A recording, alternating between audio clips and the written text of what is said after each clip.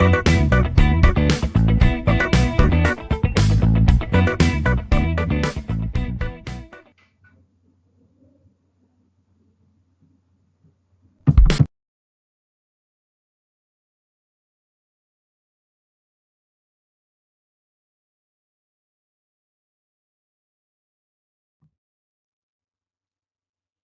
here we are going to discuss about the EDFA architecture separately, efficiency and gain, amplifier noise, and Raman amplifiers, and WOA, that is wideband optical amplifiers. So in EDFA, we see that it consists of a doped fiber, maybe one pump laser or even more pump lasers, and a passive wavelength coupler, optical isolator, and also we consider it as a tap coupler. So even that are used in this EDFA architecture. So here we see that three different configurations of EDFA are used. One is co-directional pumping process, counter directional pumping, and dual pumping. So here we see that the the coupler what we are using here, which uses a pump and the pump lasing circuit or a laser, which has got the signal pumping into it. Similarly, it is co-directional pumping, and counter direction we are applying the input to the uh, wavelength coupler through a counter direction, so in a reverse way. So here we see that it's a counter directional pumping, and other we have dual pumping, which is a combination of the co-directional pumping and a counter directional pumping. So two wavelength coupler, which normally handles two different wavelength combinations, 980 or 1550 nanometer, or 1480 or 1550 nanometer, and which can couple both the pump and the signal power. So we see that we have a pump power or pump signal power and input signal power, which can efficiently be coupled into the fiber amplifiers. And also they have a splitting ratio ranging from 99 is to 1 to 95 is to 5. So they are generally used on both sides of the amplifier to compare the incoming signal with the amplified output. So we saw that with the diagram.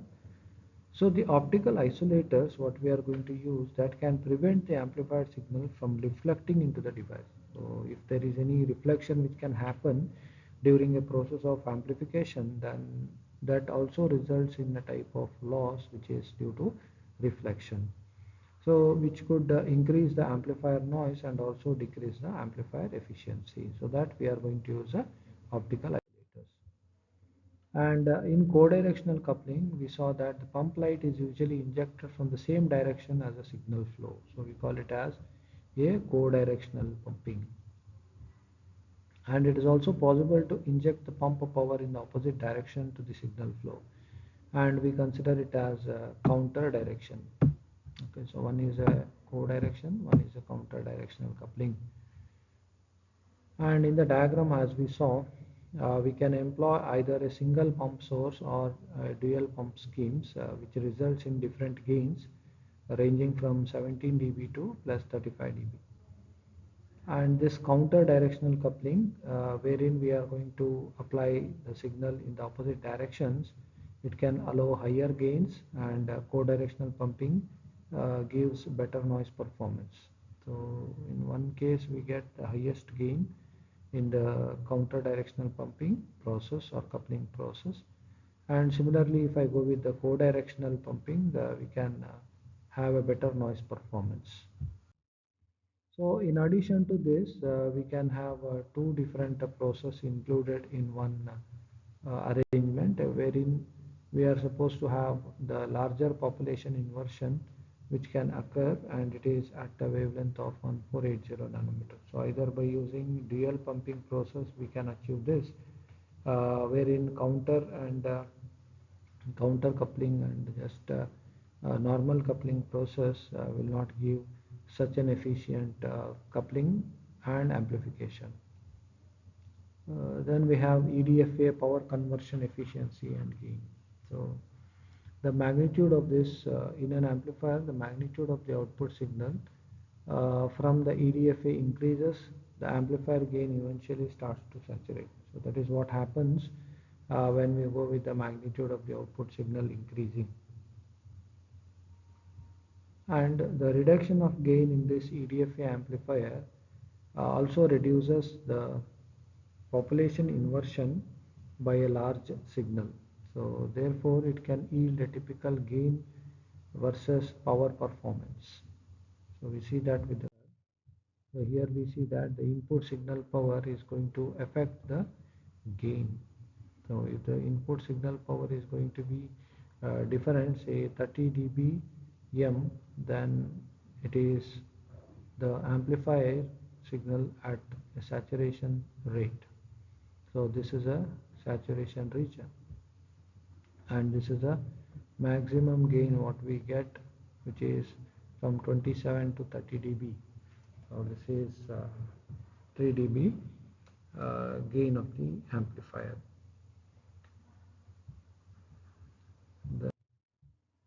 So PS out is the output optical power or the output power, which is based on the input power. So here in this case, in this equation, PP in, this is the input pump power, and lambda P and lambda S are the pump signal wavelength and signal wavelength. So this is the pump wavelength signal or pump signal wavelength, and this is just a signal wavelength. And in this, if I consider in the EDFA, the fundamental principle used that the amount of signal energy can be extracted from EDFA cannot exceed the pump energy that is stored in the device. So that is the fundamental physical principle of EDFA, with which we can extract the EDFA signal from the EDFA, which cannot exceed the pump energy that is stored in the device. And we'll assume that there is no spontaneous emission, a continuous emission process. The signal gain or the amplifier gain can be defined as G is equal to PS out by PS in. This is how we measure the gain, that is less than or equal to 1 plus lambda P by lambda S into P in by PS in, where PS in and PS out are the input and output powers of the optical signal which is being amplified. Then we have the amplifier noise. So normally in any optical amplifier, the dominant noise is the amplifier noise. So we call it as amplified spontaneous emission, ASE noise. So this noise originates due to the spontaneous recombination of electrons and holes in the amplifier medium.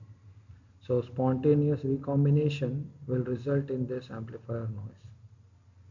So the recombination occurs over a wide range of electron-hole energy differences, and they give rise to a broad spectral signal of noise photons that get amplified along with the optical signal as they propagate through the EDFA amplifier. Then we have Raman amplifier. So Raman amplifier is based on the nonlinear effect of SRS, which is called as simulated Raman scattering, which occurs in the fibers at very high optical powers. So the Raman amplifier is better suited only if the amplifier, say amplified signal what we require with high optical powers. Then this SRS effect, that is simulated Raman scattering effect, is due to the interaction between an optical energy and the vibrational modes of the structure of the material. So that is very important to be considered. This effect is due to the interaction of the electrical or optical energy, here it is optical energy, with the modes of the structure of the material. Basically, an atom first absorbs a photon at certain energy and releases another photon at a lower energy. So that is at a very longer wavelength. We consider it as an absorbed photon. Then the energy difference between the absorbed and the released photons are transformed into a phonon. So we call it as a phonon. So photon and the electron, we call it as a photon or phonon, which is a vibrational mode of a material. Then the power transfer to the higher wavelengths normally occur over a broad spectral range of 80 to 100 nanometers. So the shift to a particular longer wavelength is referred to as Stokes shift for that particular wavelength. Normally the Raman gain spectrum for pump laser are operating at 1445 nanometer, and which illustrates SRS induced power transfer to a signal at 1535 nanometer, which is 90 nanometer away from the pump wavelength, so which is 1445 nanometer. Then depending on the architecture, the SRS generated signal, it can act as intentional amplification of a particular wavelength of a signal, or it could be an unwanted interference which can occur at that wavelength. So here we see that the gain curve is given in terms of the Raman gain coefficient. So this is a Raman gain coefficient where we achieve a maximum gain. So this is a gain peak relative amplitude. So here it is maximum, which is at a signal of wavelength 1535 nanometer. So this gain peak or maximum gain can be achieved at 1535 nanometer. So this effect is called as Stokes shift. So the EDFA requires a specially constructed optical fiber for its operation, and a Raman amplifier makes use of a standard transmission fiber for the amplification mechanism. And this Raman gain is achieved through a discrete amplifier or a distributed amplifier, or else we also call it as a lumped amplifier or a distributed amplifier. So in a lumped Raman amplifier configuration,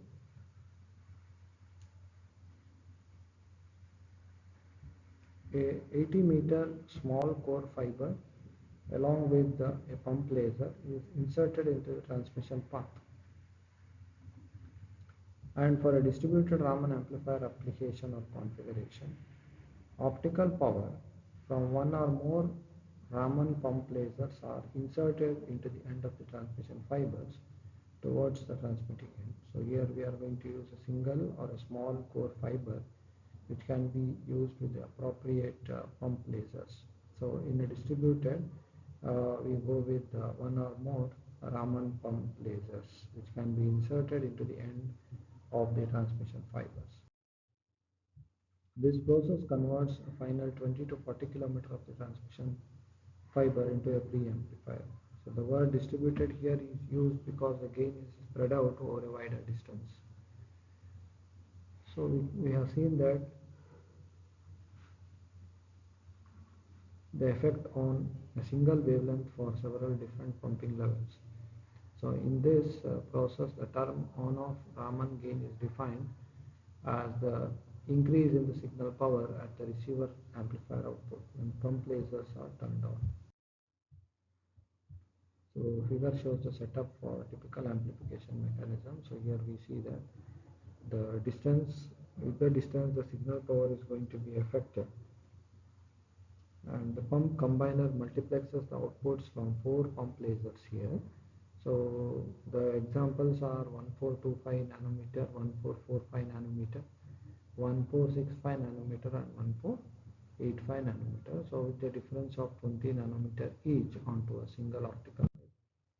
And these pump couplers are referred to as 14xx nanometer pump to pump combiner. So here we see that the process of amplification is done using the Raman amplification mechanism. So this is the input what we apply, and that is using a monitoring photodiode or a power tapping process, and it is fed to a transmission fiber, and from the transmission fiber or the fiber the output is propagated into the laser, which is this pump power from the pump source. So this is coupler, so broadband wavelength division multiplexing coupler.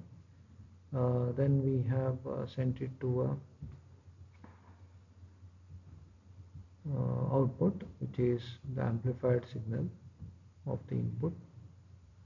So this is how the pump to pump combiner is used with the different wavelengths, and these are the inputs from different pump lasers. Then we have finally the wideband optical amplifiers. So here normally we go with the more bandwidth, so that is the demand for more bandwidth, so we go with wideband optical amplifiers. So that will operate over several wavelength band to handle a large number of wavelength channels simultaneously. So for example, if I go with this amplifiers, a combination of two amplifier types can provide effective amplification in both these bands, C band and L band, or in S band and C band. So we are going to perform the effective amplification if I consider the combination of two amplifiers. And the amplifier combinations can be either in parallel or in series. So in a parallel design, a wideband demultiplexer splits the incoming signal spectrum into two wavelength bands. So here the two wavelength bands are then passed through the corresponding optical amplifiers, after which a wideband multiplexer recombines these two spectral bands. So here we are going to multiplex and here we are going to demultiplex the signal. Here we consider it as a spectrum bands, and this setup requires the use of a guard band spanning several nanometers between the two spectral regions, and this guard band will prevent the amplification process to be done without any overlapping of the signals.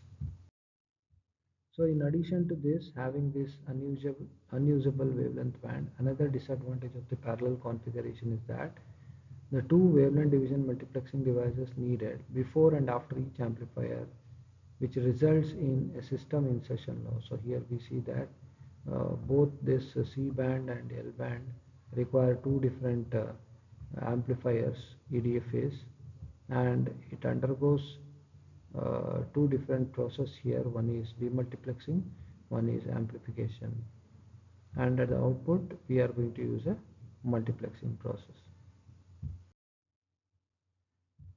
Then the series configuration is also known as seamless wideband optical amplifier because it does not require any splitting of the signals into separate paths. So it can it can use one by one series. It also avoids the noise figure degradations, so that can be avoided. And these amplifiers can be constructed either from a concatenation of two or more doped fiber amplifiers or from a combination of fiber amplifier and a Raman amplifier. And the effect or the impact on the amplifier design due to the nonlinear effects and amplification of Rayleigh scattering need to be considered for this amplifier design. So this is a representation of two different optical amplifiers in this. So this is a series part of wideband optical amplifier. So here we see that the amplification is done, then it is fed to GFF, then the EDFA, which is using L band, and again GFF, which results in a C band and L band outputs. So whatever we consider as the input, we are going to amplify it. And this is also can be combined to make a hybrid optical amplifier, which consists of a series of concatenated doped fiber amplifiers. But in this case, if I consider the concatenation of doped fiber amplifiers, then I see that the gain characteristics of the amplifiers need to be matched. So that is a very difficult task to match this process.